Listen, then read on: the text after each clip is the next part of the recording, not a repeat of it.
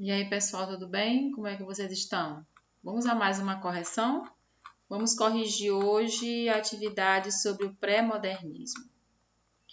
E o que foi o pré-modernismo, né? O pré-modernismo, ele não foi uma escola literária, tá bom? Ele não é considerado uma escola literária, é considerado um movimento que surgiu antes do modernismo. Esse movimento, ele procurou inovar e ele procurou juntar todas as tendências, né, em um só movimento. Vocês viram que antes nós estudamos as vanguardas europeias, vimos o futurismo, o cubismo, o dadaísmo, o surrealismo, o expressionismo e teve também o impressionismo, né? E o pré-modernismo, ele surgiu praticamente junto com esses movimentos que surgiram na Europa. Então, o pré-modernismo, ele foi um movimento que surgiu antes de propriamente dito surgir o modernismo no Brasil, que é a escola literária que nós vamos ver mais à frente. Então, nós vamos ver aqui alguns aspectos do pré-modernismo, que um dos aspectos do pré-modernismo era valorizar a cultura brasileira, era valorizar a linguagem coloquial, era valorizar a questão do regionalismo no Brasil, procurar valorizar aquilo que retratava o Brasil dentro da sua produção. Então, os artistas, os autores dessa época, eles procuraram falar isso.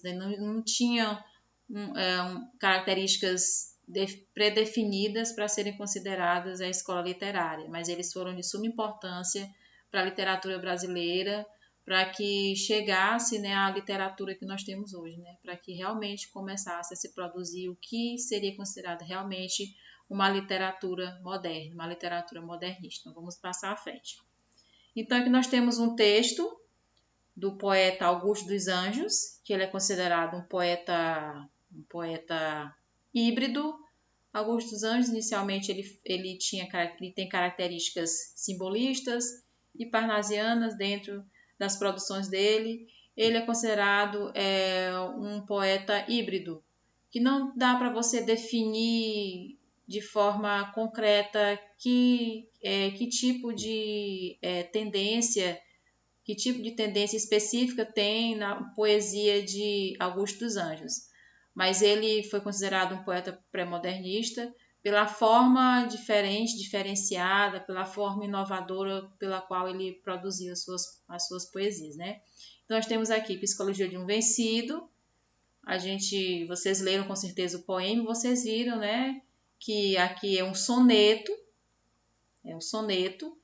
é um poema que tem características parnasianas, que é a escola que estava vigente, né, antes de surgir o pré-modernismo e o modernismo, era o parnasianismo que estava vigente na época com toda a força.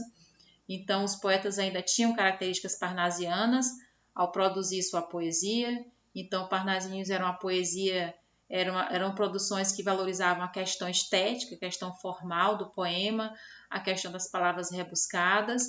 E aqui o Augusto dos Anjos ele ainda tem essa característica dentro da poesia dele, né? Uma característica parnasiana e simbolista também, pelas palavras que ele coloca, pelas sugestões que ele coloca dentro da poesia dele, que é uma poesia carregada de símbolo, uma poesia que procura valorizar a questão formal, mas também as palavras são colocadas de uma forma diferenciada. Então, vamos passar aqui à frente. Vamos lá, primeira questão. A poesia de Augusto dos Anjos revela aspectos de uma literatura de transição designada como pré-modernista. A literatura pré-modernista era uma literatura de transição, estava entre o parnasianismo para se chegar ao modernismo.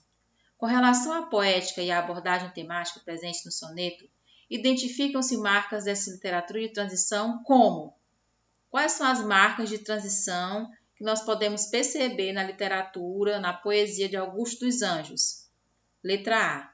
A forma do soneto, os versos metrificados, a presença de rimas e o vocabulário requintado, além do ceticismo que antecipam os conceitos estéticos vigentes no modernismo? Não. Ele não tem um vocabulário requintado, gente. Não tem, tá bom? Tem a presença de métrica, de rima, é um soneto, sim.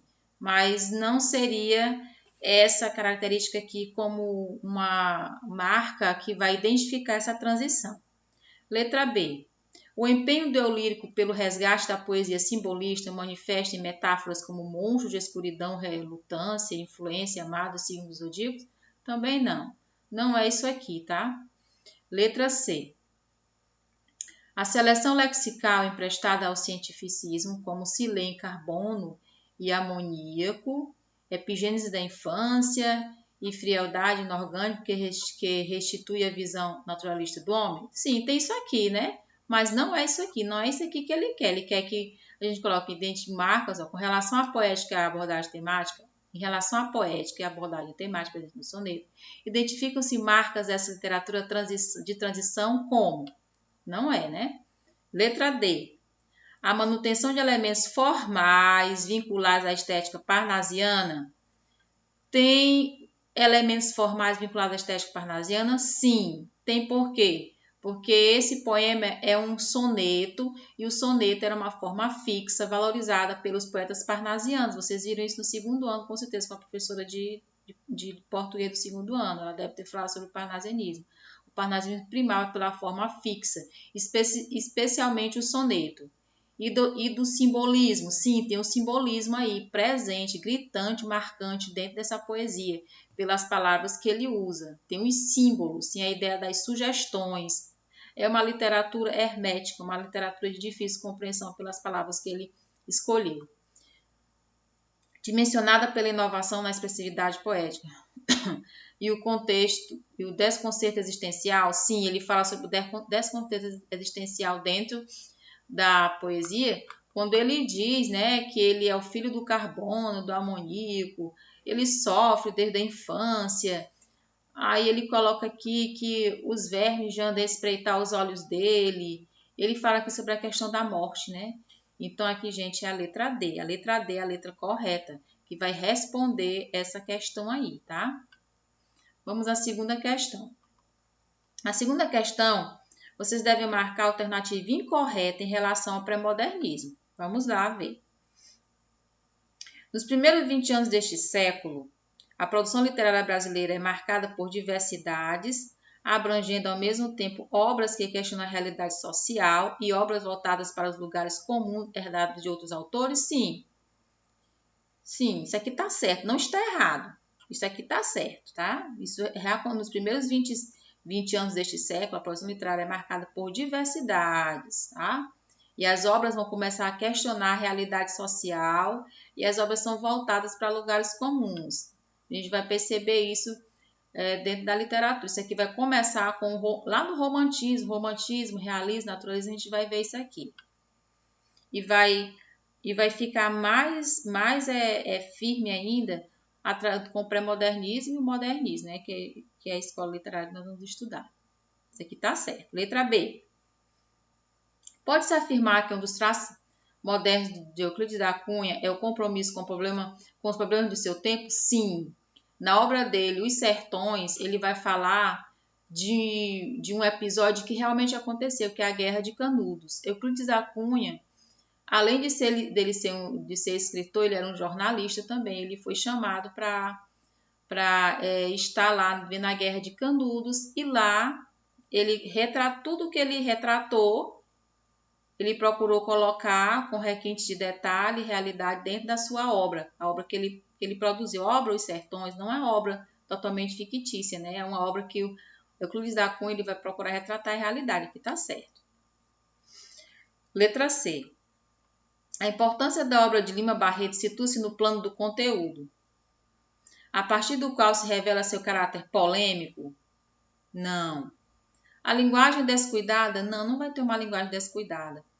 Porém, revela pouca consciência estética, em virtude de sua formação literária precária? Não, ele não era, gente. Nenhum desses autores que escreveram, nenhum esses poetas, os prosadores, eram pessoas que tinham uma formação literária precária, eram pessoas cultas, eles eram cultos, tinham muito conhecimento das coisas, da realidade, tinham conhecimento da língua, tinham conhecimento de história, da cultura.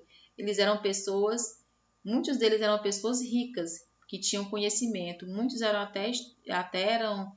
estudaram direitos, eram jornalistas, certo?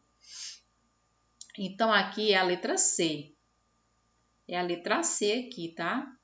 A letra C é a que está incorreta. A letra D e a letra E está correta.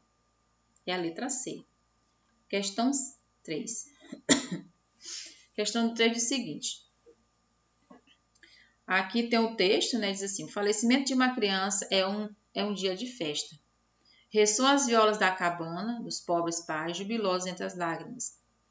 Referve o samba turbulento, vibram os ares fortes, as coplas dos desafios, enquanto uma banda entre duas velas de carnaúba, coroado de flores, o anjinho exposto espelha, no último sorriso paralisado, a felicidade suprema dá a volta para o céu, para a felicidade eterna, que é a preocupação dominadora daquelas almas ingênuas e primitivas. Aqui é um trechinho de obra de Euclides da Cunha, Os Sertões, onde ele vai retratar, né, como é o falecimento de uma criança, lá de acordo com o que ele presenciou. Nessa descrição de costume regional é empregada, vamos ver o que é empregado nessa descrição de costume regional. No falecimento de uma criança, né, como é que eles se comportavam, porque quando uma criança falecia, é como se a criança é uma felicidade, porque a criança vai para o céu, vai deixar todo aquele sofrimento, que ele retrata a vida do sertanejo, o sofrimento que o sertanejo passava, né? Aí vamos ver aqui, né? Variante linguística que retrata a fala típica do povo sertanejo. Não, esse trecho, não, em nenhum momento a gente vê a questão regional, né? No falar típico do sertanejo. Vamos ver a letra B. A linguagem científica por meio da qual o autor denuncia a realidade brasileira? Não, ele faz sim uma denúncia à realidade brasileira, o que acontecia, né? Mas a linguagem não é científica. Letra C. A modalidade coloquial da linguagem, ressaltando-se expressões que traduzem o falar típico dos humanos marginalizados? Não. Não é usada uma linguagem nem científica, nem a modalidade coloquial e nem a regional. D. Linguagem literária, na modalidade padrão da língua, por meio da qual é mostrado o Brasil não oficial dos caboclos do sertão? Sim. Aqui o autor Euclides da Cunha, ele vai retratar, né, mostrar o Brasil não oficial, o Brasil dos marginalizados, né, em pleno século XX, início do século XX, né, ele vai retratar isso aqui, onde ele vai falar sobre os caboclos do sertão, esse trechozinho vai especificar isso aí. E a linguagem que ele usa é uma linguagem literária. Ele vai usar a modalidade padrão da língua, que é a modalidade, a norma culta, a língua. Em nenhum momento você vê lá que ele está usando a linguagem coloquial, nem a científica e nem a variedade regional. Ele não está usando, né? Então, aqui, gente, vai ser a letra D. A letra D é a correta.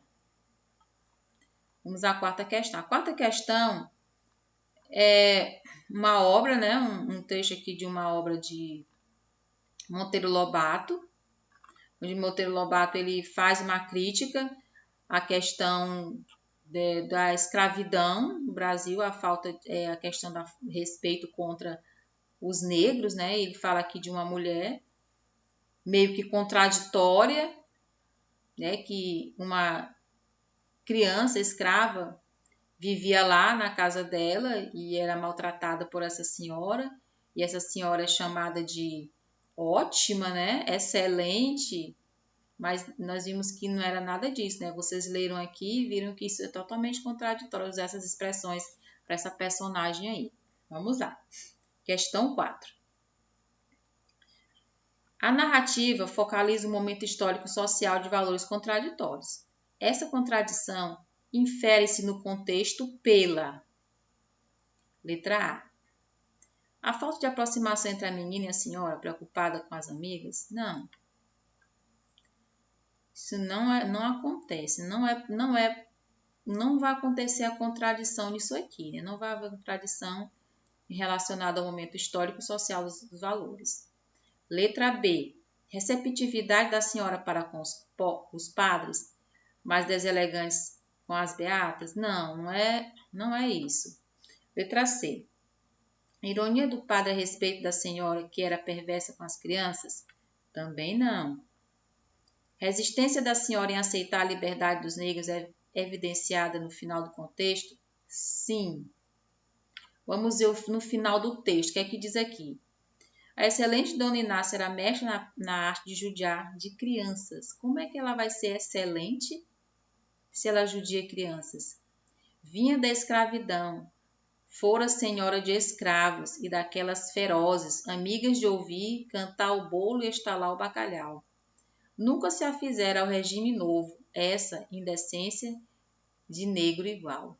Então, ela não aceitava o regime de que os negros não eram mais escravos, que a Lei Áurea foi assinada. Então, ela não aceitava essa ideia de que os escravos, que as pessoas negras, na verdade, os escravos, na verdade, as pessoas negras, elas deveriam ser respeitadas. Elas deveriam continuar sendo maltratadas. Aqui é onde reside a questão da contradição. Então, aqui é a letra D. Ela tinha uma resistência em aceitar a liberdade dos negros. E isso é evidenciado no final do texto, tá? Aqui, ó. Finalzinho do texto, isso aqui é evidenciado. É aqui onde reina a questão da contradição dos valores. A época em que ela vivia, não se praticava mais a questão da escravidão, mas ela não aceitava. Então, o momento social em que ela vivia, não aceitava mais, né? Porque já tinha sido assinada a Lei Áurea e os negros já tinham recebido a sua liberdade. Mas os valores dela eram contraditórios em relação ao contexto social em que ela vivia, porque ela não aceitava. Questão 5. Aqui na questão 5 vai falar da obra de Lima Barreto, que é o Triste Fim de Policarpo Quaresma, de um homem patriota ao extremo, que ele queria mostrar um Brasil que não existia. E isso, de certa forma, trouxe um pouco de insatisfação para ele, né? Então, vamos ver aqui o que é que fala. O romance Triste Fim de Policarpo Quaresma de Lima Barreto foi publicado em 1911. No fragmento destacado, a reação do personagem ao desdobramento de suas iniciativas patrióticas evidencia que ele tinha muitos planos em relação ao Brasil. Ele tinha planos em relação à agricultura, em relação à língua, em relação a alguns aspectos do Brasil. Ele tinha projetos de valorização do Brasil. Só que tudo que ele planejou não deu certo, né? Porque ele queria mostrar um Brasil que na verdade não existia. Na verdade é que a crítica que o Lima Barreto fez, as pessoas que viveram na época dele, que valorizavam demais o Brasil e esquecia que o Brasil também tinha as suas dificuldades, assim como nós temos hoje, né? Não adianta a gente fechar os olhos, né? Nosso Brasil, a gente ser patriota ao extremo e esquecer que o nosso país ele tem as suas mazelas, tem as suas dificuldades também, tem os seus problemas. Aí a pergunta é a seguinte: no fragmento destacado, a reação do personagem ao desdobramento de suas iniciativas patrióticas evidencia que, vamos ver, é a questão mesmo, questão 5. Letra A. A dedicação de Policarpo Quaresma ao conhecimento da natureza brasileira levou a estudar inutilidades, mas possibilitou-lhe uma visão mais ampla do país? Não, isso não aconteceu. Ele ficou meio que ali, não conseguia ter uma visão mais ampla do país. Ele valorizava tanto o país que ele não observava realmente como era o Brasil de verdade na época em que ele viveu. A curiosidade em relação aos heróis da pátria levou ao ideal de prosperidade e democracia que o personagem encontra no contexto republicano. Não. Letra C. A construção de uma pátria a partir de elementos míticos como a cordialidade do povo, a riqueza do solo e a pureza linguística conduz à frustração ideológica? Sim. Ele ficou frustrado. Porque ele queria construir o Brasil a partir de elementos míticos que não existia. Não existia a cordialidade do povo, o solo não era tão rico, não tinha uma pureza linguística como ele queria que tivesse a pureza linguística. Isso aqui conduziu ele à frustração ideológica. Aí tem que ler o livro, né? E o trechozinho ajuda você a ver isso aqui. Então, aqui é a letra C. Vamos à questão 6. A questão C, novamente, é para marcar, aqui outra questão, que é para marcar o que não é característico do pré-modernismo. Só uma que não é característica. Vamos ver aqui, aquela que não é característica do pré-modernismo. Letra A. É considerada a literatura pré-modernista tudo o que, nas primeiras décadas do século XX, problematizava a realidade social e cultural do Brasil? Sim. Toda obra, toda literatura que problematizava a realidade social e cultural do Brasil era considerada uma literatura pré-modernista. Letra B. A busca por uma linguagem mais simples e coloquial é uma das preocupações dos escritores pré-modernistas, especialmente do escritor Lima Barreto, um dos seus principais representantes?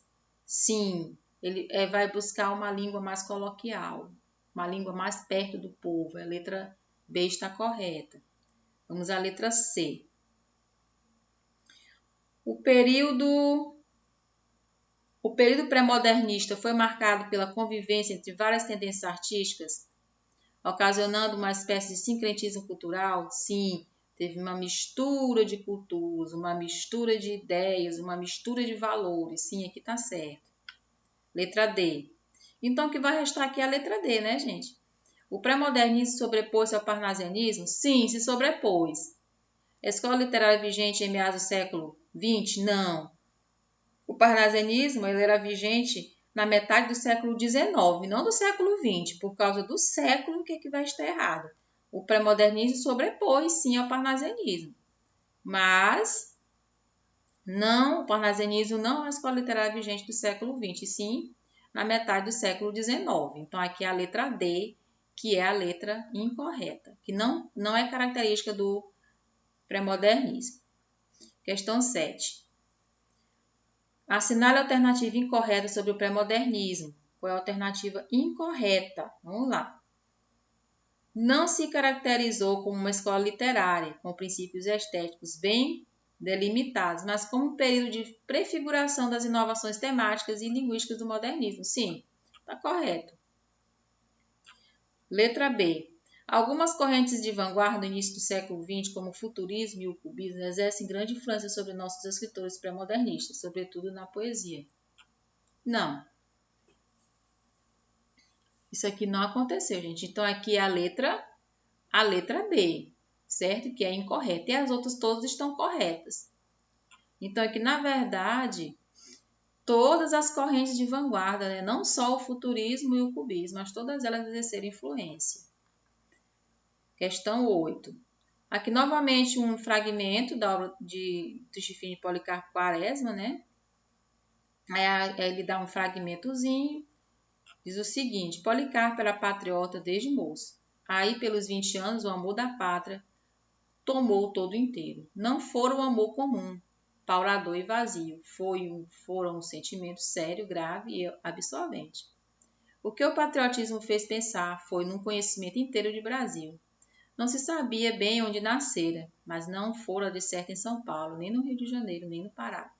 Errava quem quisesse encontrar nele qualquer regionalismo. Quaresma era, antes de tudo, brasileiro. Ele era brasileiro ao extremo. Vamos lá. Este fragmento de Policarpo Quaresma ilustra uma das características mais marcantes do pré-modernismo. Que característica é essa? Mais marcante do pré-modernismo? Desejo de compreender a complexa realidade nacional? Sim, gente, é a letra A, certo? Essa daqui é a característica mais marcante do pré-modernismo. Era o desejo de compreender a complexa realidade nacional. O nosso Brasil sempre foi um país complexo, né? Na cultura, na língua, na literatura. Tá bom? Então, esse aqui foi a principal, a característica mais marcante foi essa aqui. E a última questão, de Augusto dos Anjos, que diz assim: Augusto dos Anjos é autor de um único livro, Eu, editado pela primeira vez em 1912. Outras poesias acrescentaram-se às edições posteriores.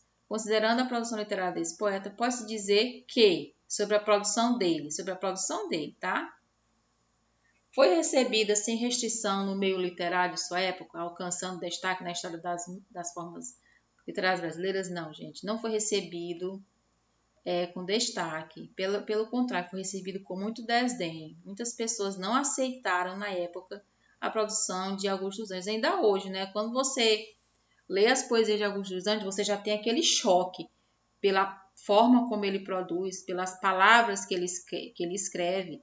É uma, como é que eu posso dizer? É uma poesia que valoriza a forma fixa, é uma poesia que tem um pouco de tradicional, tem o tradicional na sua produção, mas no tema que ele escolhe, as palavras que ele escolhe, totalmente o contrário do que seria uma literatura tradicional, do que seria uma poesia tradicional, uma poesia rebuscada.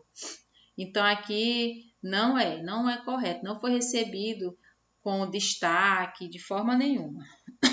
Vamos à letra D, à letra B. Revela a militância política e ideológica, que eu coloco entre os principais poetas brasileiros de ver socialista. Ele não vai falar sobre o socialismo.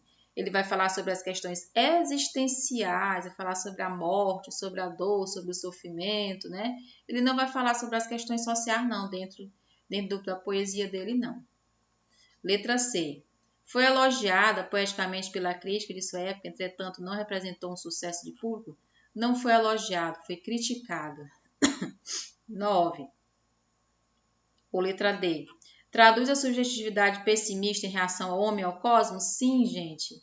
Olha só aquela poesia que ele... Vou já voltar àquela poesia para a gente ver isso aqui, como a subjetividade dele é pessimista. Por meio de um vocabulário em reação ao homem e ao cosmos, por meio de um vocabulário técnico-científico poético? Sim, aqui é a letra D. Olha só o que ele diz aqui lá no primeiro poema. Ele diz assim no primeiro poema, vamos lá. Eu, filho do carbono e do amoníaco, monstro de escuridão e rutilância, sofro desde a epigênese da infância, influência amada dos signos dos zodíacos.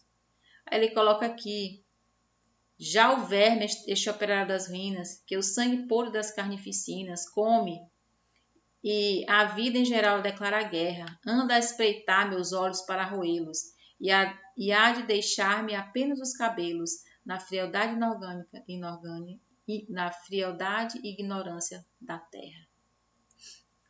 Aqui a gente vê aqui, ó, o que vai acontecer aqui.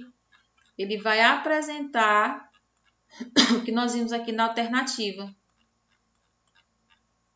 Ele coloca aqui, ó, o que vai acontecer. Ele traduz, a obra dele traduz a subjetividade pessimista em relação ao homem e ao cosmos.